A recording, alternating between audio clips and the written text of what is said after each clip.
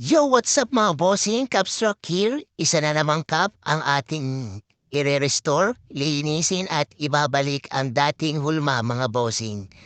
Ayan, check niya mga boss, ayun oh, napakadumi, may mga amag. Ayan, so uhugasan muna natin para matanggal yung mga amag, yung mga dumi, alikabok. Tapos ibababad natin ulit mga bossing. And after ibabad, ayan na yung itsura. Oh, so ibo-brush na natin yan. Yung soft brush lang mga bossing. Kaya inuulit ko na naman yan. And then, babalaw natin sa running water. Yan, running water lang mga bossing ha, para matanggal lahat. And then, ayun, skip na natin yung pagpapatuyo. Tuyo na yan. So, ihuhulma na natin yan gamit ang ating steamer mga bossing. Ayan. Yung brim muna yung inuna natin dyan.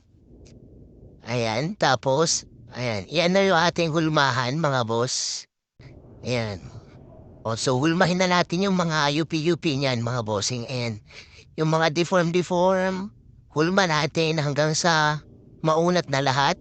Tapos pag okay na, spray natin yan mga bossing. And so, patuyo natin yan and then ito na yung kanyang result.